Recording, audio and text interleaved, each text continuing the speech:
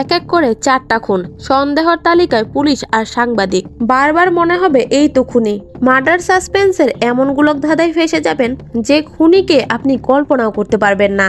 নির্দ্বিধায় বলা যায় এই বছরের সেরা সাসপেন্স থ্রিলার। চলুন রহস্যজনক খুনিকে খুঁজে বের করা যাক। যদি আপনি আগে বুঝতে পারেন খুনি কে, তাহলে আমাদের কমেন্টে জানান। গল্পের শুরুতেই স্পোর্টস কারের বোনেটের উপরে পাওয়া গেল একটি মেয়ের লাশ। পরদিন সকালবেলা পুলিশ খবর পেল। গোয়েন্দা জ্যাক এবং তার পার্টনার আয়া ঘটনাস্থলে পৌঁছালো। আমেরিকায় লাশ পাওয়াটা খুবই সাধারণ ব্যাপার, কিন্তু এই লাশটার ধরন অস্বাভাবিক ছিল। পরনে দামি নাইটি আর তার জাগুয়ার গাড়ি দেখে বোঝাই যাচ্ছে মৃত ব্যক্তি বেশ প্রভাবশালী। তবে মেয়েটাকে খুবই ভয়ঙ্কর ভাবে খুন করা হয়েছে। একাধারে 40 বার তার গায়ে আঘাত করা হয়েছে চাকু দিয়ে। শুধু তাই নয়, তার 2 হাতের নখও উপড়ে নেওয়া হয়েছে। দেখে বোঝাই যাচ্ছে খুনি তার উপরে কতটা ক্ষিপ্ত ছিল। তবে এই খুনের রহস্যের জট এত তাড়াতাড়ি খুলবে না। পুলিশ চারিদিকে লাল ফিতা দিয়ে ঘেরাও করতে করতে সাংবাদিকরা সেখানে চলে আসে। জ্যাক তাদেরকে সামলাতে হিমশিম খাচ্ছে। সে চায় না কোনো তথ্য ফাঁস হোক। হঠাৎই ভিড়ের মধ্যে এক মহিলা সাংবাদিক জ্যাকের উপরে চড়াও হলো। সে জিজ্ঞেস করলো, আপনি কি মৃত মেয়েটিকে ব্যক্তিগতভাবে চেনেন? আয়া ভাবলো জ্যাক হয়তো সাংবাদিককে চেনে, কিন্তু জ্যাক বলে সে তাকে আগে কখনোই দেখেনি। তবে সাংবাদিকদের তাড়িয়ে দেওয়ার পর জ্যাক সাথে সাথেই ওই সাংবাদিককে ফলো করতে শুরু করলো। সে দেখলো মেয়েটি আগে রেস্টুরেন্টে ক্যামেরাম্যানের সাথে ডিনার করছে। তারপর শহরে একটি ছোট্ট হোটেলে গিয়ে উঠলো। জ্যাক রিসেপশন থেকে রুমের নাম্বার নিয়ে সোজা দোতলায় গিয়ে দরজা পিটাতে শুরু করলো। এখানে আর বোঝার বাকি ছিল না ভেতরে তারা পার্সোনাল কাজে ব্যস্ত। জ্যাক বারবার দরজা নক করাতে মেয়েটি খুবই বিরক্ত হয়ে দরজা খুললো। ততক্ষণে জ্যাক সেখান থেকে চলে গেছে। ক্যামেরাম্যান ভেতর থেকে জিজ্ঞেস করলো কে এসেছে। মেয়েটি কোনো ভনিতা না করে সরাসরি বলে দিল তার এক্স হাজবেন্ড। হ্যাঁ, ঠিক ধরেছেন, জ্যাক তার হাজবেন্ড। কিন্তু কিছুক্ষণ আগে সে নিজেই বলেছিল সে মেয়েটিকে কোনোদিনও দেখেনি। একেই বলে বেটা মানুষ। আচ্ছা, এবার মেয়েটার ব্যাপারে বলি। তার নাম এনজি। সে একটা চ্যানেলের নিউজ অ্যাঙ্কার ছিল। 1 বছর আগে কিছু সমস্যার কারণে সে চাকরি ছাড়ে। তবে ফিরে এসে দেখে তার জায়গা দখল করে নিয়েছে কিম নামের এক সুন্দরী মেয়ে। এদিকে কিম আর ক্যামেরাম্যান হাজবেন্ড ওয়াইফ। এনজি নিজে ক্যারিয়ার বাঁচাতে বসের কাছে অনুরোধ করে তাকে শেষ একটা সুযোগ দিতে। সে শুনেছে মাজা টাউনে একটা খুন হয়েছে, আর সেখানে স্থানীয় হওয়াতে সে দারুণ কিছু নিউজ কভার করতে পারবে। তাই বস আর বেশি কথা না বাড়িয়ে ক্যামেরা পার্সন বিউর সাথে তাকে যাওয়ার পারমিশন দেয়। এনজি আসলে বিউকে কাজে লাগিয়ে কিমকে জ্বালাতে চাচ্ছিল। সেও তার স্ত্রীর সাকসেস দেখে খুব একটা খুশি ছিল না। কিম বড় অ্যাঙ্কার হওয়াতে তাকে মোটেও পাত্তা দিত না। কাজ নিয়ে সে এতটাই ব্যস্ত থাকতো, বাসায় ফিরেই সে বলতো সে প্রচন্ড ক্লান্ত। এরপরে কি ঘটে আমরা আগেই দেখেছি। এনজি রিপোর্ট শেষ করে বসকে খুনের আপডেট দিল। এরপর মা মেয়ের খোঁজ নিতে বাসায় ফিরল। 1 বছর পর এনজিকে দেখে মেয়ের চোখে পানি চলে এলো। একটু পরে জ্যাকও এলো। এনজির অবর্তমানে তার মায়ের দেখাশোনা জ্যাকই করত। এরপরে এনজি জানতে চাইল মৃত মেয়েটিকে। জ্যাক শুরুতে কিছু বলতে চায়নি, তবে এনজি কিভাবে কথা বের করতে হয় তা খুব ভালো করেই জানে। সে স্বীকার করলো মৃত মেয়েটি রেজেল। সে এনজির পরিচিত। তার কথা শেষ হতে না হতে মেয়ে এসে জিজ্ঞেস করলো জ্যাক তুমি কখন এসেছো? এই কথা শুনে এনজি অবাক হয়ে গেল। এখানে জানা যায় সে অ্যালজাইমার্স রোগে ভুগছে। জ্যাক জানায় কাল সে মাঝরাতে হাঁটতে বেরিয়েছিল। পুলিশ তাকে উদ্ধার করে বাসায় দিয়ে গেছে।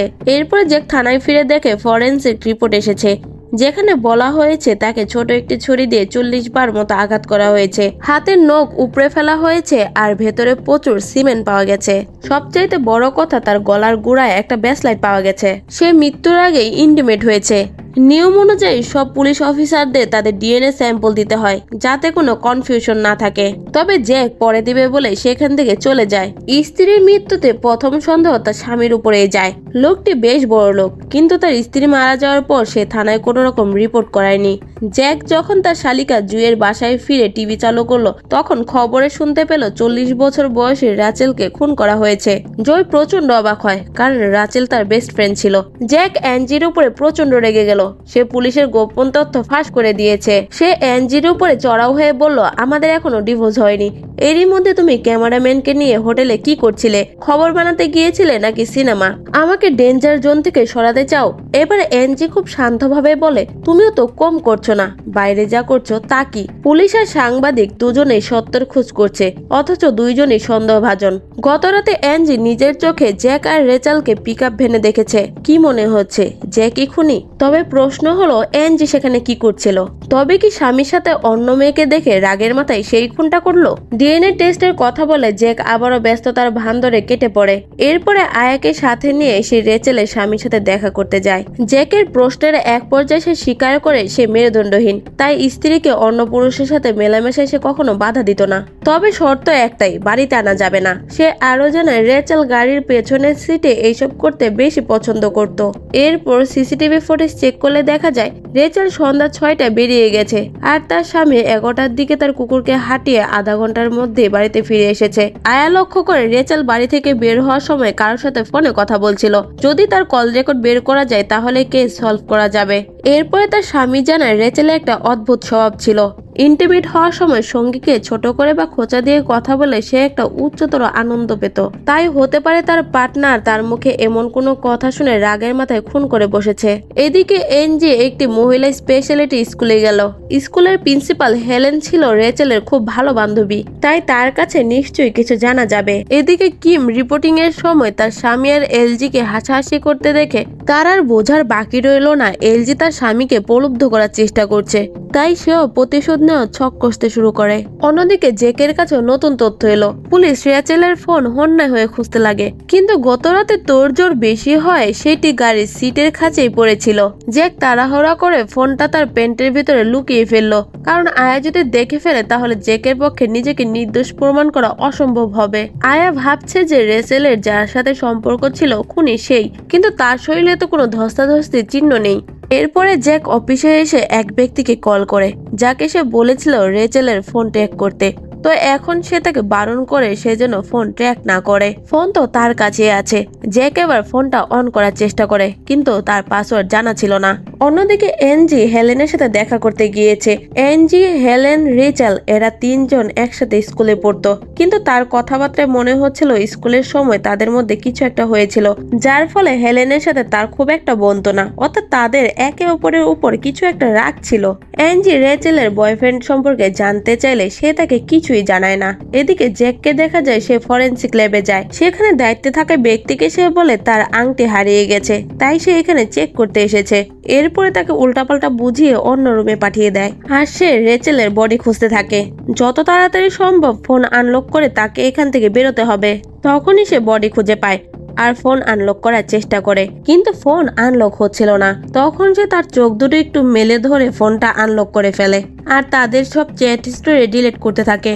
তখন সে দেখতে পায় রেচেল হেলেনের সাথেও কথা বলেছে, তাই তার মনে হয় হেলেন হয়তো তাদের সম্পর্কের ব্যাপারে জানতো। এটা জেনে সে প্রচন্ড ভয় পেয়ে যায়। জ্যাক রেচেলের ফোনে একটা ভিডিও খুঁজে পায় যেখানে রেচেল তার হাজবেন্ডকে বেঁধে মারছে। এতে বোঝা যায় রেচেল তাকে টর্চার করত। সে হেলেনের চ্যাটে আরো দেখতে পায় সি কোড নামের কেউ একজন রেচেলকে ব্ল্যাকমেল করত। তখনই সেখানে জয় চলে আসে। জয় জ্যাকের উপরে প্রচন্ড রেগে যায়, কারণ সে তাদের অ্যাফেয়ারের কথা জেনে গেছে। এ কারণে সে বারবার তাকে জিজ্ঞেস করে সেই কি রেচেলকে খুন করেছে। জ্যাক তাকে বোঝানোর চেষ্টা করে সে শুধু তার সাথে ইন্টিমেট হয়েছে, এরপরে সে চলে এসেছে। এরপরে তার সাথে কি হয়েছে তা আর সে জানে না। তখন সে জিজ্ঞেস করে তাহলে সে কেন নিজের ডিএনএ স্যাম্পল না দিয়ে তার ভাগ্নির ডিএনএ স্যাম্পল ফরেনসিকে পাঠিয়েছে, সে কেন বাচ্চা মেয়েটিকে বিপদে ফেলছে। এদিকে এনজি বাসায় আসে তার মায়ের সাথে দেখা করতে। ফ্রিজ খুলতে সে দেখে ফ্রিজের সব খাবার পচে গেছে, তাই মেয়ে তার জন্য অমলেট তৈরি করতে যায়, কিন্তু ডিমের খোসাও ভিতরে রয়ে গেল। তখনই বস ফোন করে জানায় তাকে নিউজ কভার করতে হবে, তাই সে তাড়াতাড়ি করে বেরিয়ে পড়ে। তাই বলে মেয়ে না খেয়ে যাবে এটা তার মা মেনে নিতে পারে না, তাই সে খোসা সহ অমলেট একটা পলিথিনে করে সে তার মেয়ের হাতে তুলে দেয়। মায়ের এই মমতা দেখে এনজির নিজের উপরে ঘৃণা হতে লাগে। সে অনেক কষ্টে নিজেকে সামলে শহরে চলে আসে। মেকআপ করে চেয়ারে বসতেই সে দেখে কিম ফিরে এসেছে, তাই বাধ্য হয়ে নিজের সম্মান বাঁচাতে সে সেখান থেকে বিদায় নেয়, যা ছিল তার জন্য চরম অপমানের। এদিকে জ্যাক হেলেনের সাথে দেখা করতে তার বাড়ির দিকে যাচ্ছিল। তখন আয়াও তাকে ফোন করে হেলেনকে জিজ্ঞাসাবাদ করার কথা বলে। জ্যাক তাকে মানা করে দেয়। সে বলে এখন শুধু রেচেলের হাজবেন্ডের দিকে ফোকাস করতে, কারণ জ্যাক চাচ্ছিল সে একাই হেলেনের সাথে দেখা করবে। তবে তার বাসায় গিয়ে সে জানতে পারে হেলেন বাসায় নেই, সে স্কুলে গেছে। লুকিয়ে লুকিয়ে তার বাসায় ঢোকার চেষ্টা করে, তবে সে কিছুতেই পারে না। তাই সেখান থেকে একটা শপিং মলে গিয়ে 2টি পলিথিনে ব্যাগ কিনে। আসলে আয়া তাকে কল করে জানিয়েছে ক্রাইম সিনে সে 2টি পায়ের ছাপ পেয়েছে, যা কিছুটা অদ্ভুত ছিল। যে জুতার কথা সে বলছিল তা আমরা জ্যাকের বাড়িতে দেখেছিলাম।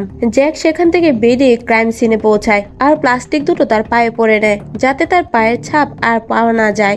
জ্যাক তখন সেখানে তল্লাশি শুরু করে। পাশেই সে একটি কবরস্থানে পৌঁছায়। সেখানে সে একটি ব্যক্তিকে পায় যে তাকে মারার চেষ্টা করেছিল, কিন্তু জ্যাক যখন তাকে নিজের পরিচয় দেয় তখন সে তাকে চিনে ফেলে, অর্থাৎ তারা একে অপরকে ভালো করেই চিনত। তাদের কথাবার্তার মাঝে সে ব্যক্তি ক্যামেরার কথা বলে। এটা শুনে সে শকড হয়ে যায়। এখানে ক্যামেরা লাগানো আছে সে জানতোই না। এরপরে জ্যাক সেই রাতের ফুটেজ চেক করে। সেখানে দেখা যায় একটি কবরের উপরে জ্যাকেট পরা কেউ দাঁড়িয়ে ছিল। যদিও তার মুখ দেখা যাচ্ছিল না, কিন্তু কবরটি দেখা মাত্রই জ্যাক চিনে ফেলে। আসলে সেই কবরটা ছিল তার মেয়ের। জ্যাকও সেখানে প্রায় আসতো। আর সেদিনে ছিল তার মেয়ের মৃত্যুবার্ষিকী। 1 বছর আগে এই দিনেই তার মেয়ে মারা গিয়েছে। সেদিন তারা অ্যাঞ্জির মায়ের বাড়িতে বেড়াতে এসেছিল। 8 মাসের ছোট্ট মেয়েটি অনবরত কান্না করছিল। অ্যাঞ্জি সেখানে থেকে যেতে চেয়েছিল, তবে জ্যাক অফিসের বাহানা দিয়ে বাচ্চাটাকে তার নানির কাছে রেখে সেই রাতেই শহরে ফিরে আসে। সে রাতেই বাচ্চাটি মারা যায়। অ্যাঞ্জির কান্না আর জ্যাকের অনুশোচনা তাদেরকে আলাদা করে দেয়। তখনই জ্যাকের কাছে কল আসে অ্যাঞ্জির মা ঘুমের ঘরে রাস্তায় চলে এসেছে, তাই সে তাকে সেখান থেকে নিয়ে বাড়িতে চলে আসে। তখন মেয়া তাকে বোঝায় সে যেন অ্যাঞ্জিকে মানিয়ে নেয়, কারণ তাদের এখনো ডিভোর্স হয়নি, তাই তারা যেন আবারও এক হয়ে যায়। তাই জ্যাক অ্যাঞ্জির সাথে কন্ট্যাক্ট করার চেষ্টা করে, কিন্তু সে কোনো জবাব দেয় না। তখনই আয়া তাকে ফোন দিয়ে জানায় আরো একটি খুন হয়ে গেছে। সে তাড়াতাড়ি সেখানে পৌঁছায়। এবার হেলেনকে কেউ মেরে ফেলেছে। আয়া জানায় হেলেন রাত 7টায় অ্যাঞ্জিকে ডেকেছিল আর সেই তার লাশ প্রথম দেখেছে। জ্যাক অ্যাঞ্জিকে জিজ্ঞেস করে সেই মার্ডারের দিন সে কোথায় ছিল। জ্যাক ফুটেজে যেই ব্যক্তিকে দেখেছিল তার ছেলের কবরের সামনে দাঁড়িয়ে আছে সেটা অ্যাঞ্জি হতে পারে, কারণ সে ছাড়া শুধুমাত্র অ্যাঞ্জি সেখানে যেত। তাই হতে পারে অ্যাঞ্জি খুনটা করেছে, কিন্তু সে এটা মানা করে দেয়। এরপরে ফরেনসিক ডাক্তার তাকে জানায় হেলেন আর রেচেলের মার্ডারের অনেকটাই মিল আছে। তাদের দুজনকে একই চাকু দিয়ে মারা হয়েছে আর তাদের গলায় সে একই ফ্রেন্ডশিপ ব্যান্ড পাওয়া গেছে। এইভাবেই তারা আইডিয়া করে কিলার একজনই। জ্যাক তার বোনের বাক্সেও এমন একটা ব্যান্ড পায়। তখন সে তাকে জিজ্ঞেস করে এই ব্যান্ড সে কোথায় পেল। জয়ী জানায় অ্যাঞ্জি তাকে দিয়েছে। এদিকে আয়া খুঁজে বের করে বিও 3 বছর আগে একটা মেয়েকে মেরেছিল। সে আসলে রাগী আর বদমেজাজি মানুষ, তবে খুনি হওয়ার মতো ধীরস্থির বুদ্ধি তার নেই। রেচেলের হাজবেন্ড মেলকামও সন্দেহের তালিকায় থেকে বাদ যায় না। হতে পারে সেই খুনি ভাড়া করে এই কাজ করেছে। এদিকে জয় জ্যাককে জানায় 2005 সালের দিকে তারা 4 জন বান্ধবী ছিল। তারা সবাই একসাথে ঘুরতো। অ্যাঞ্জির বয়স তখন 16, বাকিরা কিছুটা বড়। রেচেল আগে ভাগে নিজেকে জাহির করত, প্রায় অ্যাঞ্জিকে ছোট কাপড় উপহার দিত। অ্যাঞ্জি প্রথমে না করলেও পরে তা পরতো। আর রেচেল পুলার ওয়েট ক্যামেরা দিয়ে ছবি তুলতো। রেচেল আর তার দলবল স্কুলে একটা মোটা মেয়েকে প্রচন্ড জ্বালাতো। শুধু তাই নয়, একবার তারা কোল্ড ড্রিঙ্কসের সাথে ইউরিন মিশিয়ে তাকে খাইয়েছিল। পরে অবশ্য রেচেল এই জন্য তার কাছে ক্ষমা চেয়েছিল। এরপর থেকে সে মেয়েটিও তাদের গ্রুপে যোগ দিয়েছিল। এদিকে এনজি তার মায়ের সাথে কথা বলছে। এনজি চায় তার মা তার সাথে শহরে থাকুক, তবে সে চায় তার মেয়ে তার সাথে গ্রামে থাকুক। মাকে বিদায় জানিয়ে এনজি একটা গুরুত্বপূর্ণ কাজের জন্য বেরিয়ে গেল। সে গ্রাম প্রধানকে রাজি করালো যেন সাংস্কৃতিক মিলায়তনের একটি সভা ডাকা হয়। মানজা টাউনের পরপর খুনের ঘটনায় সবাই বেশ আতঙ্কিত। এনজি যদি পরিস্থিতি শান্ত করতে পারে তাহলে মেয়রের জন্য আবার ক্ষমতায় আসা সহজ হবে। আর যদি পরিস্থিতি নিয়ন্ত্রণের বাইরে চলে যায়, এনজি তার আত্মরক্ষার জন্য একটি পিস্তল নিজের সাথেই রাখলো। জ্যাক পুলিশের প্রতিনিধি হিসাবে তদন্তের আপডেট দিতে এলো, কিন্তু খুনিকে উদ্দেশ্য কি আর খুন হবে কিনা এই সব কিছুই তার অজানা। তার এই কিছু না জানা ভাবটা উপস্থিত জনতাকে ক্ষিপ্ত করে তুললো। এমনকি এক পর্যায়ে হাতাহাতি শুরু হয়ে গেল। মেয়র যখন লজ্জায় মুখ লুকাচ্ছে, এনজি তখন হাসছে। পুরো ঘটনাটা লাইভ চলা তাদের চ্যানেলের রেটিং কয়েক গুণ বেড়ে গেল। এনজি লাইমলাইটে থাকায় কিমের প্রচন্ড হিংসা হলো, তাই সে বসকে জানালো সেও গ্রামে গিয়ে মেলকামের এক্সক্লুসিভ ইন্টারভিউ নেবে। বিউ ভাবলো রাতের বেলায় এনজির সাথে সে একটু সময় কাটাবে, কিন্তু কিমের ফোন আসে তাকে যেতে হলো। কিম ইন্টারভিউ নেওয়ায় দারুণ দক্ষ। মেলকামও সেরা অভিনয়টা করলো। ক্যামেরার সামনে সে কান্নাকাটি করে ঘোষণা দিল যে খুনিকে ধরিয়ে দিতে পারবে সে $50,000 পাবে। ক্যামেরা অফ হতে মেলকমের কান্না থেমে গেল আর চেহারায় ভেসে উঠল বিরক্তের ছাপ। বিও বুঝতে পারছে না কিম এত রাতে এসে এনজির খবর কেড়ে নিতে চাচ্ছে কেন। জেকের মেসেজ পেয়ে এনজি তার সাথে দেখা করতে ঝর্ণার কাছে আসে। জেক স্বীকার করলো খুনের রাতে সে রেচেলের সাথে ঘনিষ্ঠ ছিল এবং সে জানে এনজি সেটা দেখেছে। এনজি জেককে স্বার্থপর বলল কারণ সে প্রমাণ নষ্ট করেছে। কথা কাটাকাটি এক পর্যায়ে উঠে এলো তাদের সন্তানের মৃত্যুর ঘটনা। জেকের অভিযোগ এনজি কেন কথা না বলে 1 বছর উধাও হয়ে গিয়েছিল। কথায় আছে মনে জমে থাকা অভিযোগ প্রকাশ করলে মন হালকা হয়ে যায়। মন উজাড় করে কথা বলে তারা বুঝতে পারলো তারা এখনো একে অপরকে ভালোবাসে। এখন যেহেতু ঝগড়া শেষ তাই গাড়ির মধ্যেই তাদের মান অভিমান মিটিয়ে নিল। এখন তারা আর একে অপরকে খুনি ভাবছে না। এই জন্যই বলে কথা বলার মধ্য দিয়ে যে কোনো সমস্যার সমাধান করা যায়। এদিকে এই দুইজনে যখন নিজেদের কাজে ব্যস্ত তখন আয়া অফিসে একাই কাজ করছে। সেই স্কুলের পুরনো অ্যালবাম ঘেটে দেখলো 4 জনের ছবিতে সবার হাতে একই ব্রেসলেট। পরদিন জরুরি সবাই বস জানালো মেয়র রেগে আগুন, এখনই খনিকে ধরতে না পারলে সবার চাকরি যাবে। জেক জানালো রেচেলের হাজবেন্ডই খুনি, তবে আয়া প্রথমবারের মতো তার সাথে দ্বিমত মত পোষণ করলো। তার মতে হয়তো খুনি এনজি নয়তো জয়ী। তবে একথা শুনে জেক প্রচন্ড রেগে গেল। সে আয়ার আগে মেলকমকে ধরতে চায়। তার যুক্তি হলো রেচেল মেলকমকে অপমান করত, হতে পারে তার অশ্লীল ভিডিও ছেড়ে দেওয়ার হুমকি দিয়ে তার কাছ থেকে টাকা চাইতো। মেলকম তার চিন্তা শক্তি দেখে মুগ্ধ হলো, কিন্তু সে তাকে মনে করিয়ে দিল ওই সি নামের ব্ল্যাকমেলারের কথা। তার নামের প্রথম অক্ষর তো সি নয়। মেলকমের সাথে তাই তার কোনো সম্পর্ক নেই। সে আরো কড়া গলায় বলল রেচেলের সাথে তো তার অবৈধ সম্পর্ক ছিল। এক কথায় সে জ্যাককে সাবান ছাড়া ধুয়ে দিয়ে সেখান থেকে চলে গেল। এদিকে জ্যাক নতুন তথ্য পেল। এক পিকআপ চালক পুরস্কারের লোভে তাকে জানালো সে রেচেলকে একটা দামি অ্যাপার্টমেন্টের সামনে নামিয়ে দিয়েছে। সেখান থেকে বের হওয়ার সময় রেচেলের মুখে চড় মারার দাগ ছিল, হতে পারে সেই তাকে খুন করেছে। এদিকে জয় প্রচন্ড আতঙ্কিত হয়ে জ্যাকের কাছে আসে। সে তাকে বারবার বলতে থাকে এরপরের শিকার সেই হতে চলেছে, কিন্তু জ্যাক তার কথায় পাত্তা দেয় না। জয় তাকে 20 বছর আগে ঘটে যাওয়া এক ভয়ঙ্কর রাতের কথা বারবার বলার চেষ্টা করে। জ্যাক তাকে থানায় রেখে বিউর কাছে যায়, কারণ সেই অ্যাপার্টমেন্টে বিউই থাকে। বিউ জানালো সে আত্মরক্ষার জন্য রেচেলকে মেরেছে, কারণ সে কিমের পিছু নিয়েছিল। জ্যাক বিউকে উত্তম মাধ্যম দিল। এনজে এসে তাকে বাঁচায়। এদিকে আয়া থানায় জয়কে ভালো করে চেপে ধরেছে। সে তাদের 4 জনের অতীত জানতে চায়। জয় বলল আয়া ভুল করছে। ছবি তোলার জন্য 5 জন ছিল, আর 5ম জন ছিল সেই মোটা মেয়েটি যে সবার নজরের আড়ালে ছিল। আয়া বাড়িতে গিয়ে ইন্টারনেট সার্চ করলো। এদিকে ফোন কোম্পানি থেকে জানতে পারলো রেচেল শুধু মেলকম, হেলেন আর জ্যাকের সাথেই কথা বলতো। এই প্রমাণের উপরে ভিত্তি করে আয়া পুরোপুরি বিশ্বাস করলো তাহলে জ্যাকই খুন করেছে। এদিকে জয়কে দেখা যায় গোসলের পানি ছেড়ে বাথরুমে ঢুকলো। এক কালো ছায়া তার দিকে এগিয়ে এলো। এরপরে জ্যাক যখন বাসায় ফিরলো সে লক্ষ্য করলো ছাদে পানির ছিটা। সে বুঝতে পারলো জয় হয়তো পানি বন্ধ করতে ভুলে গেছে। দরজা ধাক্কা দিয়ে সে ভেতরে ঢুকে যা দেখলো তার জন্য সে মোটেও প্রস্তুত ছিল না। জয় রক্তের বাথটবে পড়ে আছে। সে কান্নায় ভেঙে পড়লো। অন্যদিকে এনজি আর বিউ হোটেলে ফিরে দেখলো তাদের রুম ক্যান্সেল করা হয়েছে। বিউ বলল কিমের বাবার কাছে একটা ভিলা আছে, তাই তারা রাতে থাকার জন্য সেখানে রওনা হলো।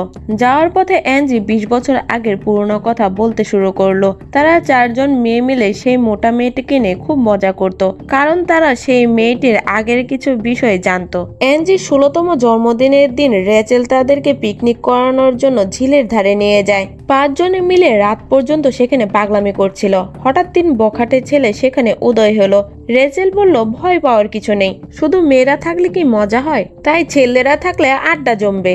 শুরুতে তারা সবাই খুব এনজয় করছিল, কিন্তু কয়েক বোতল দুষ্টু পানি ছেলেদের পেটে পড়তেই তাদের হাত পা যেন স্থির থাকলো না। তারা সেই মেয়েটির সাথে অসভ্যতা শুরু করলো। স্মৃতিচারণ এখানেই থেমে গেল, কারণ গাড়ি ভিলার সামনে চলে এসেছে।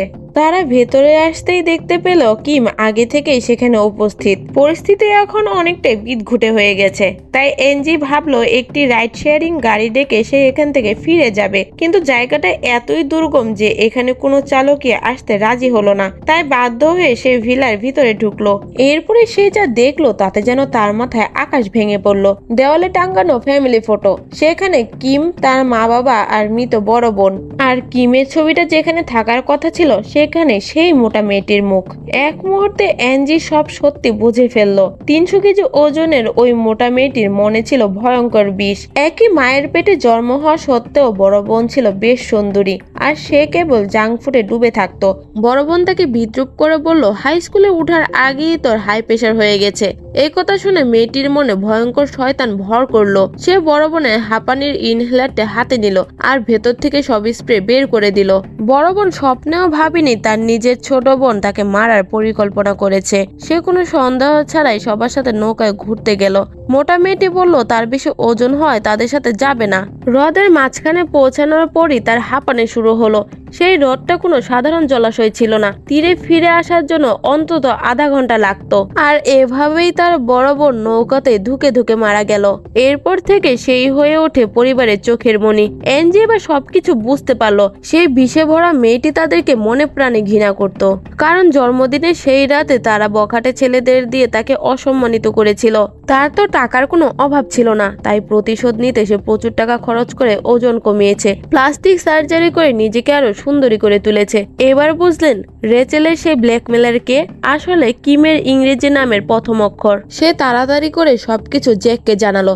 জ্যাক এগুলো শুনে প্রচন্ড ভয়ে শিউরে উঠলো। বোনের লাশের কথা ভুলে সে পাগলের মতো ভিলার দিকে ছুটে এলো, কিন্তু পথ আটকে দাঁড়ালো আয়া। সে জ্যাকের কাছে সবকিছুর কৈফত চাইলো, নয়তো সে তাকে যেতে দেবে না। কিন্তু জ্যাকের কাছে তো এত সময় ছিল না, তাই সে লাগিয়ে দিল এক ঘুষি, আর এতেই সে জ্ঞান হারালো। সুযোগ বুঝে জ্যাক সেখান থেকে বেরিয়ে পড়লো। ভিলার ভিতরের দৃশ্য এখন সিনেমার চেয়েও রোমাঞ্চকর। অ্যাঞ্জি ভাবলো বিও হয়তো খুনির সাথে জড়িত, তাই সে পিস্তল বের করে গুলি ছুড়লো।